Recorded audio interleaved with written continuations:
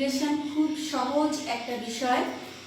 তোমাদের একটু মনোযোগ দিয়ে তোমরা যদি দেখো এবং সূত্রগুলো যদি ভালোভাবে প্র্যাকটিস করো আর নিয়মিত একটু যদি এক্সারসাইজগুলো করো তাহলে দেখবা যে ইন্টিগ্রেশন অনেক সোজা। খুবই সহজ একটা পার্ট হচ্ছে ইন্টিগ্রেশন। তো আমরা এর আগে অন্তরীকরণ করেছিলাম, ডিফারেন্সিয়েশন করেছিলাম। তো ডিফারেন্সিয়েশনের বিপরীত প্রতিক্রিয়াই হচ্ছে ইন্টিগ্রেশন। অর্থাৎ ইন্টিগ্রেশনটা আমরা সামষ্টিক অর্থে ব্যবহার করি।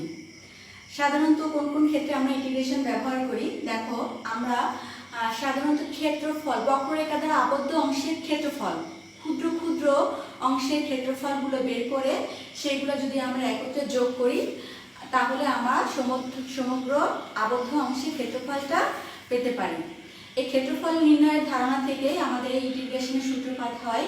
তো দেখো, আমরা ত্রিভুজের ক্ষেত্রফল সূত্রের সাহায্যে বের করতে পারি, বর্গক্ষেত্রের ক্ষেত্রফল, আয়তক্ষেত্রের ক্ষেত্রফল, এগুলো যে কোনো ক্ষেত্রফল আমরা কি সূত্রের মাধ্যমে বের করতে পারি। কিন্তু যে সকল বক্ররেখা দ্বারা আবদ্ধ অংশের ক্ষেত্রফল আমরা বের করতে পারি না, সেই বিভিন্ন বক্ররেখা, এই বিভিন্ন বক্ররেখা দ্বারা আবদ্ধ অংশের ক্ষেত্রফল আমরা সাধারণত লিমিট এবং ইন্টিগ্রেশন অথবা নির্দিষ্ট ইন্টিগ্রেশন অর্থাৎ ক্ষুদ্র ক্ষুদ্র ভাগ করে ক্ষুদ্র ক্ষুদ্র অংশের ক্ষেত্রফল বের করে সেই ক্ষেত্রফলগুলোকে যদি আমরা যোগ করি তাহলেই আমরা এই টোটাল অংশের ক্ষেত্রফল পাবো। এটা হচ্ছে আমরা ব্যবহারিক অর্থে আমরা ইন্টিগ্রেশন এভাবে ব্যবহার করি। এছাড়া ম্যাথমেটিক্সের বিভিন্ন শাখায় আমরা ইন্টিগ্রেশন ব্যবহার করে থাকি। তো আমি খুব সহজভাবে তোমাদের ইন্টিগ্রেশনটা বুঝাবো, তোমরা একটু মনোযোগ সহকারে দেখো। ধারাবাহিকভাবে যদি তোমরা ক্লাসে থাকো তাহলে তোমরা অবশ্যই বুঝতে পারবা ইন্টিগ্রেশনটা। তো দেখো, আমাদের ইন্টিগ্রেশনের প্রধান সূত্র, 1 নম্বর সূত্রটা দেখো, বলেছি যে ইন্টিগ্রেশনের সূত্রগুলো যদি ভালোভাবে তোমরা আয়ত্ত করতে পারো তাহলে তোমরা খুব সহজে ইন্টিগ্রেশন করতে পারবা। আমি একেবারে খুব সহজ একটা সূত্র, আমার ফার্স্ট সূত্রটা হচ্ছে ইন্টিগ্রেশনের সিম্বলটা আমরা বলেছি সামষ্টিকরণ অর্থাৎ সামেশন, যোগীকরণ। ইন্টিগ্রেশনের বাংলা হচ্ছে যোগীকরণ অর্থাৎ সামেশন। এই যে সামেশনের ক্যাপিটাল লেটার হচ্ছে এস। এই এসটা আস্তে আস্তে বিকৃত হতে হতে এই যে ইন্টিগ্রেশনের সিম্বলটা আসছে। তো ইন্টিগ্রেশনটা দেখো, আমি একটা সূত্র আলোচনা করছি। প্রধান সূত্রটা দেখো, এখানে হচ্ছে ইন্টিগ্রেশন চিহ্ন, চলক হচ্ছে এক্স, এক্স এর পাওয়ার এন। এটা আমরা কার সাপেক্ষে করব? এক্স এর সাপেক্ষে, ডিএক্স। অর্থাৎ এক্স এর সাপেক্ষে আমরা x to the power N K আমরা ইন্টিগ্রেশন করব। দেখো তো, x to the power N K, এখানে চলক হচ্ছে এক্স, সুতরাং কার সাপেক্ষে করতে হবে? ডিএক্স, এক্স এর সাপেক্ষে। চলক যেটা থাকবে তার সাপেক্ষে আমাদের করতে হবে। এইটাকে যদি আমরা করি তাহলে মূল সূত্রটা হচ্ছে কি দেখো তো, তাহলে এই সূত্রটা হচ্ছে দেখো, x to the power n plus 1 ভাগ n plus 1 plus integrating constant C. এই সূত্রটা প্রয়োগ আমরা আজকে শিখব। এখন আমরা এটা শিখব। তো দেখো তো, আমরা এক্স এর পাওয়ার আকারে যদি কোনো রাশি থাকে সেটাকে যদি আমরা ইন্টিগ্রেশন করি তাহলে হবে, দেখো তো, পাওয়ারের সাথে 1 যোগ হবে। তাহলে পাওয়ার ছিল n, n এর সাথে 1 যোগ হয়েছে, ভাগ হচ্ছে n প্লাস 1। এখন দেখো প্লাস সি। এখন প্রশ্ন হচ্ছে এই সিটা কি? সিটিকে বলা হয় ইন্টিগ্রেটিং কনস্ট্যান্ট। কনস্ট্যান্টের প্রথম লেটার সি ব্যবহার করা হয়েছে। ইন্টিগ্রেটিং কনস্ট্যান্টকে কেন ব্যবহার করা হয়? আমাদের এই মান বের করতে গেলে কিছুটা কম বেশি হতে পারে, জাস্ট ব্যালেন্স করার জন্য আমরা একটা ইন্টিগ্রেশন কনস্ট্যান্ট সি ব্যবহার করি। আচ্ছা, তো দেখো আমরা এটাকে কিভাবে করতে পারি। তো আমরা যদি x এর পাওয়ার আকারে একটা রাশি যদি আমরা 12 ব্যবহার করি, 12 dx, তাহলে x এর পাওয়ার আকারে একটা রাশি আছে 12, এটাকে আমরা ইন্টিগ্রেশন করব। তাহলে ইন্টিগ্রেশনটা কি হবে দেখো, তাহলে x এর পাওয়ার আছে কত? 12। তাহলে 12 প্লাস 1 ভাগ কত হবে? 12 প্লাস 1 প্লাস c। তার মানে আমরা কত পাচ্ছি? x টু দি পাওয়ার 13 ভাগ কত? 13 প্লাস c। এই হচ্ছে আমাদের এটার অ্যান্সার। এখন x এর পাওয়ার যাই হোক না কেন আমাদের এইভাবে আমাদের অ্যান্সার আসবে। আমার যদি এইভাবে আসে x টু দি পাওয়ার 1 ভাগ x কিউব dx, তো এটাকে আমরা কিভাবে করব? তো আমরা এটাকে একটু সরল করে নেব। দেখো, এটাকে আমরা লিখতে পারি x টু দি পাওয়ার -3। দেখো তো, পাওয়ার টু উপরে উঠে গেলে কি হয়ে যায়? মাইনাস, তাহলে dx তো এটাকে আমরা করলে কত আসবে x two the power -3 plus 1 ভাগ -3 প্লাস 1 প্লাস c। দেখো আমাদের যখন ইন্টিগ্রেশনের সূত্র ব্যবহার করব তখনই আমরা ইন্টিগ্রেটিং কনস্ট্যান্টটা এর সাথে আনব। সূত্র হয়ে গেলে এটা তার মানে এখানে কত আসলো -1 ভাগ 2 আর এখানে আসলো 1 ভাগ x² প্লাস c। আচ্ছা এই সূত্রের প্রয়োগটা কি তোমরা বুঝতে পেরেছো? আচ্ছা এর সাথে আমরা যদি চলক ব্যবহার ধ্রুবকও নিয়ে আমরা করতে পারি। দেখো আমি একটা সমীকরণের মাধ্যমে এই সূত্রটা প্রয়োগ করব। সমীকরণে আমরা এই সূত্রটা প্রয়োগ করব। তো সমীকরণে যদি আমরা এই সূত্রটা প্রয়োগ করি, ধরো ইন্টিগ্রেশন একটা সমীকরণে প্রয়োগ করব, তাহলে 5x² প্লাস 2x এটাকে যদি আমরা করব dx। দেখো আমরা ব্র্যাকেটটা আমরা দুইটা রাশি আছে এখানে, দুইটি রাশির যোগফল, এজন্য আমরা ব্র্যাকেট ব্যবহার করব।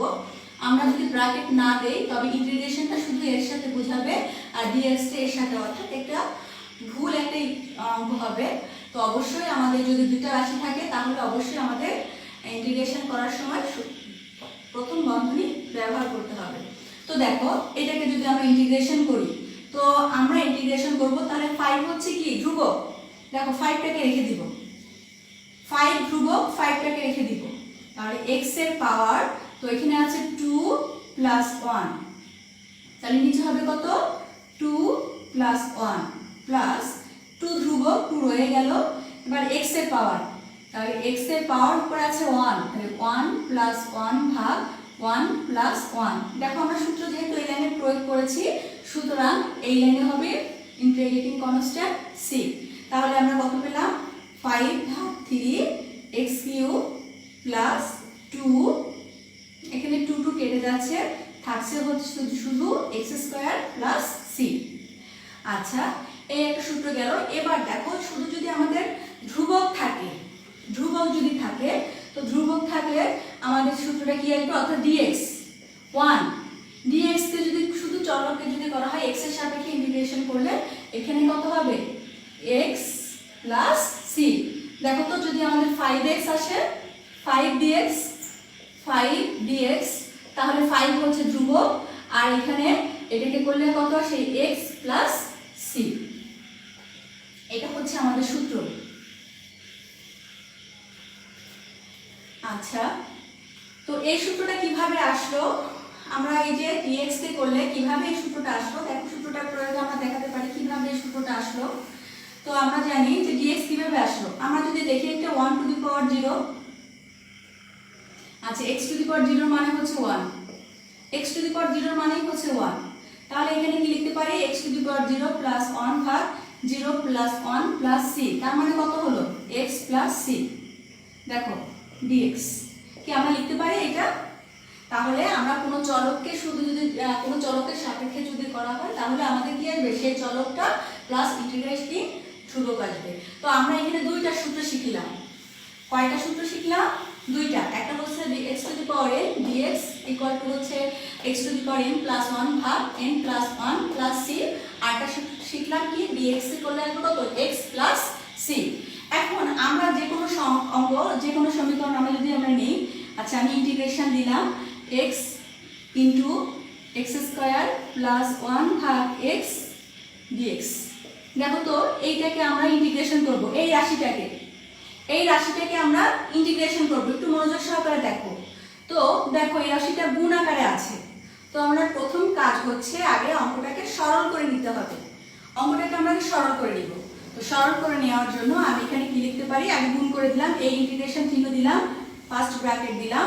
এখন দেখো তো এটার সাথে গুণ করলে হয় কত x³ প্লাস, এবার এটার সাথে গুণ করে দাও, তাহলে x আর x কেটে যে কত থাকলো 1 dx। এখন আমরা ইন্টিগ্রেশন করব। তো ইন্টিগ্রেশন যদি করি তাহলে দেখো তো x এর পাওয়ার আকারে আছে না, এটা দেখো x এর পাওয়ার আকারে আছে। তো x এর পাওয়ার আকারে যদি থাকে তাহলে x এর পাওয়ার এখানে আছে 3, তাহলে পাওয়ারের সাথে এক যোগ হবে, তাহলে 3 প্লাস 1 ভাগ এখানে হবে কত 3 প্লাস 1। আচ্ছা এবার এই প্লাসটা দেখো, এই যে প্লাস, এই প্লাসটা আমি এখানে দিলাম। এবার এই 1, তাহলে আমরা জানি যদি 1 কে ধ্রুবককে যদি করা হয় কার সাপেক্ষে করছি, x এর সাপেক্ষে, এই যে এই সূত্রটা আমরা প্রয়োগ করব। তাহলে এখানে কত পাবো? শুধুমাত্র x প্লাস সি। তার মানে আমার অ্যান্সার কত আসলো? 1/4 x⁴ plus x plus C. আচ্ছা, আমরা যে কোনো জটিল ধরনের যদি চলকের পাওয়ার আকারের কোনো অঙ্ক থাকে তাহলে আমরা অঙ্কটাকে সহজে সরল করে নিব। আগে আমরা সরল করে নিয়ে তারপরে আমরা অঙ্কটি করব। আচ্ছা, আমরা দুইটা সূত্র প্রয়োগ শিখলাম, একটা হচ্ছে x⁴n আর একটা হচ্ছে dx, মানে ধ্রুবককে করলে আসে শুধুমাত্র যার সাপেক্ষে করব সে চলক প্লাস সি। এখন দেখো আমরা আরেকটা সূত্র আলোচনা করব। আচ্ছা, আমরা সূত্রগুলো এখানে লিখি যে কোন কোন সূত্রগুলো আমরা এখানে লিখছি। আমাদের একটা সূত্র হলো, এবার এটা পড়েছিলাম integration of dx equal to করলে হয় x প্লাস সি। এবার দেখো আরেকটা সূত্র e⁻x। e⁻x আমরা জানি e⁻x কে ডিফারেন্সিয়েশন করলে কত আসে? e⁻x ই আসে, তাই তো? তাহলে e⁻x যেহেতু অন্তরীকরণের বিপরীত প্রতিক্রিয়া হচ্ছে সমষ্টিকরণ, সুতরাং আমরা এখানে কি লিখতে পারি যে e⁻x কে যদি আমরা dx এইটাকে যদি আমরা ইন্টিগ্রেশন করি তাহলে কত হবে? e⁻x plus C. e⁻x plus C হবে, e⁻x প্লাস সি। এখন আমাদের এখানে আরো একটু বোঝার আছে। দেখো এই সূত্রটাকে আমি একটু আলোচনা করি, এই যে e⁻x প্লাস সি কে নিয়ে। দেখো এটা যদি আমরা e⁻x এই x কে ইন্টিগ্রেশন করলে কত আসে? ডিফারেন্সিয়েশন করলে দেখো তো d/dx, x কে ইন্টিগ্রেশন ডিফারেন্সিয়েশন করলে কত আসে? অন্তরীকরণে তোমরা করেছিলে ডিফারেন্সিয়েশন, x কে x এর সাপেক্ষে ডিফারেন্সিয়েশন করলে কত আসে? 1 আসে। তাহলে এখানে ভাগ হবে 1। ভালোভাবে খেয়াল করো, e⁻x কে এই যে পাওয়ার আছে কত? x। এই পাওয়ারকে যদি আমরা x এর সাপেক্ষে ডিফারেন্সিয়েশন করি, x কে x এর সাপেক্ষে ডিফারেন্সিয়েশন করলে কত হয়? 1 হয়। সুতরাং যা হয় সেটা দ্বারা এখানে কি হবে? ভাগ হবে। এখন যদি আমি সূত্রটাকে লিখতে পারি e⁻mx dx, তাহলে e⁻mx হবে এখানে e⁻mx। এবার দেখো তো, এবার আমরা দেখো তো d/dx mx, mx কে তাহলে mx থাকলো, তাহলে x কে x m হচ্ছে কি? m কি বলো তো? আমরা চলক করছি কার সাপেক্ষে ডিফারেন্সিয়েশন করেছি? x এর সাপেক্ষে ডিফারেন্সিয়েশন করছি। তাহলে x এর সাপেক্ষে যদি ডিফারেন্সিয়েশন করি তাহলে আমাদের x এর সাপেক্ষে x চলক, তাহলে x কে x এর সাপেক্ষে ডিফারেন্সিয়েশন করলে হয় কত? 1। আর m হচ্ছে কি? ধ্রুবক। তার মানে আমাদের m ধ্রুবক রয়ে গেল আর x কে x এর সাপেক্ষে করলে হয় 1। তাহলে এই ডিফারেন্সিয়েশন দ্বারা এটা ভাগ হয়ে যাবে m প্লাস সি। দেখো সূত্রগুলো আমরা কিভাবে করছি। তাহলে e⁻mx কে যদি আমরা ডিফারেন্সিয়েশন করি তাহলে কি হবে? e⁻mx যে রাশি সেই রাশি হবে। এবার mx কে ডিফারেন্সিয়েশন করলে যেটা আসবে সেটা দ্বারা কি হবে? ভাগ হবে। একটু মনোযোগ দিয়ে দেখো, কঠিন কিছু না, প্রথম একটু কঠিন লাগতে পারে, তবে তোমরা একটু চেষ্টা করো, চেষ্টা করলে সহজ হয়ে যাবে। আবার দেখো আমরা এবার যদি আমরা sin x কে যদি করি, দেখো তো sin mx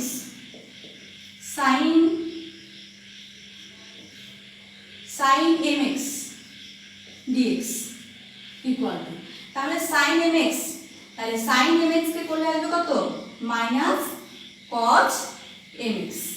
দেখো sin mx কে ডিফারেন্সিয়েশন করলে আসবে মাইনাস cos mx। এখন দেখো মাইনাস cos mx, এখন অ্যাঙ্গেল কত? এখানে দেখো তো mx, অ্যাঙ্গেল কত? mx। তাহলে এই mx কে আমরা ডিফারেন্সিয়েশন করব, তাহলে mx কে ডিফারেন্সিয়েশন করলে কত আসে? m আসে। সুতরাং এটা দ্বারা কি হয়ে যাবে? ভাগ হয়ে যাবে। প্লাস কত আসবে? c। আচ্ছা, অনুরূপভাবে দেখো তো আমরা যদি cos mx করি, cos mx dx, cos mx dx, তাহলে cos mx কে করলে আসবে কত? sin mx। এবার দেখো অ্যাঙ্গেল আছে কত? mx, তাহলে এই mx কে যদি আমরা ডিফারেন্সিয়েশন করি তাহলে আসবে m, সেই m দ্বারা কি হয়ে যাবে? ভাগ হয়ে যাবে, প্লাস c। এগুলো হচ্ছে আমাদের সূত্র। এই সূত্রগুলো তোমাদের ভালোভাবে মুখস্থ করতে হবে। তো আমরা দেখো একটু এক্সাম্পলে আসি। sin mx এর একটা অঙ্কের মধ্যে আমরা যদি আসি, দেখো তো, তাহলে আমরা integration of sin 2x dx, এইটাকে যদি আমরা ইন্টিগ্রেশন করি, integration of sin 2x dx, তাহলে এখানে কি আসবে দেখো তো, sin 2x, তাহলে আসবে মাইনাস, দেখো এই যে এই সূত্রটা sin mx dx কে করলে হয় মাইনাস cos mx, তাহলে এখানে মাইনাস cos 2x। এবার দেখো এই 2x কে ডিফারেন্সিয়েশন করলে কত আসে, 2 আসে, তাহলে সেই 2 দ্বারা কি হয়ে যাবে, ভাগ হয়ে যাবে, প্লাস c। আচ্ছা, আমরা যদি দেখো ই টু দি পাওয়ার, যদি এখন আমরা একটা রাশিতে আসি যে sin 2x, আচ্ছা sin 3x plus E two the power 5x, E two the power 5x dx, এই একটা রাশি আমি বানিয়ে দিয়েছি। দেখো তো এই রাশিটাকে আমরা কিভাবে ইন্টিগ্রেশন করতে পারি, এই রাশিটাকে আমরা করতে পারি, দেখো তো, তাহলে sin 3x, একটু মনোযোগ সহকারে দেখো, sin 3x সূত্রে, তাহলে sin x কে ডিফারেন্সিয়েশন করলে হয় কত, মাইনাস cos 3x, এবার অ্যাঙ্গেল আছে কত, 3x, তাহলে এই 3x কে যদি আমরা ডিফারেন্সিয়েশন করি তাহলে কত আসবে, 3x কে যদি ডিফারেন্সিয়েশন করে কত আসবে, 3 আসবে, সেই 3 দ্বারা কি হবে, ভাগ, প্লাস, এবার আমরা e two the power 5x, তাহলে e two the power 5x কে করলে কত, e two the power 5x ই আসবে, e two the power 5x। এবার এই 5x কে ডিফারেন্সিয়েশন করো, 5x কে ডিফারেন্সিয়েশন করো, তাহলে 5x কে যদি x এর সাপেক্ষে ডিফারেন্সিয়েশন করি কত হবে, 5 হবে, তাহলে এই 5 দ্বারা আমরা এখানে কি করব, ভাগ করব, প্লাস ইন্টিগ্রেটিং কনস্ট্যান্ট c, এটাই হচ্ছে আমাদের অ্যানসার। তাহলে আমরা এখানে কয়টা সূত্র শিখলাম, দেখো তো, x two the power n এর সূত্র শিখলাম, dx এর সূত্র দেখলাম, e two the power x, e two the power mx, sin mx cos mx। এখন আমাদের আরো কিছু সূত্র আছে, এই সূত্রগুলো একটু ভালোভাবে যদি তোমরা মুখস্থ করো তাহলে তোমরা অঙ্কগুলো ভালোভাবে করতে পারবা। আমি আজকে সূত্রগুলো লিখে দিচ্ছি, দেখো,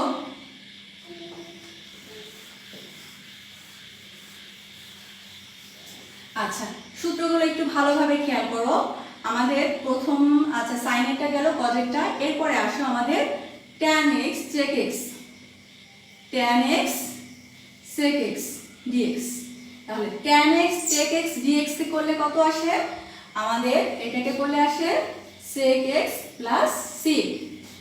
আচ্ছা, এরপরে ইন্টিগ্রেশন অফ, আমরা যদি এটাকে আচ্ছা cot x cosec x dx, তাহলে এটা করলে আসবে মাইনাস, মাইনাস কত আসবে, cosec x প্লাস c। আচ্ছা, এরপরে আসো আমাদের sec স্কয়ার x dx, তাহলে sec স্কয়ার x এর করলে আসবে কত, tan x প্লাস c। এরপরে হচ্ছে আমাদের cot square x cosec square x, cosec square x এর করলে আসবে minus cot x plus c। তোমাদের হয়তো বোর্ডে বুঝতে অসুবিধা হতে পারে সূত্রগুলো, তোমাদের যে ইন্টিগ্রেশন যেখানে শুরু হয়েছে সেই শুরুর যে প্রথম পেজটা আছে অর্থাৎ 10a অধ্যায়ে তোমরা এই সূত্রগুলো সবগুলো পাবা। এই সূত্রগুলো তোমরা আজকে ভালোভাবে একটু আয়ত্ত করো, আগামী দিন আমি এই সবগুলো সূত্রের প্রয়োগ তোমাদের দেখাবো। খুবই সহজ, তবে সূত্রগুলো যদি তোমরা মুখস্থ না করো, ভালোভাবে আয়ত্তে না থাকে, তাহলে কিন্তু এটা অনেক কঠিন হয়ে যাবে এবং পরবর্তী ক্লাসগুলো কিছুই বুঝতে পারবে না, অনেক কঠিন লাগবে, কোনোভাবেই বুঝতে পারবে না। এজন্য সূত্রগুলো আগে ভালোভাবে মুখস্থ করো, বইয়েতে সূত্রগুলো আছে, সূত্রগুলো দেখবা, এবং এই যে তোমাদের আমি আজকে যেগুলো সূত্রের প্রয়োগ দেখালাম, তোমাদের বইতে এই সম্পর্কিত কিছু অঙ্ক আছে, এই অঙ্কগুলো বাসায় একটু প্র্যাকটিস করো। আশা করি তোমরা অঙ্কগুলো বুঝতে পারবা। আর যদি কোনো সমস্যা হয়ে থাকে আমি চেষ্টা করবো আগামী ক্লাসে তোমাদের সেই সমস্যাগুলো সমাধান করে দেওয়ার জন্য। আচ্ছা, তো সবাই তোমরা ভালো থাকো, আর বাসায় একটু পড়াশোনা করো, চেষ্টা করো, আর ইনশাল্লাহ কলেজ খুলে দেখা হবে সবার সাথে, তখন আমরা আবার তোমাদের যদি ভালোভাবে বুঝিয়ে দিব। আচ্ছা, তাহলে ভালো থাকো, আল্লাহ হাফেজ।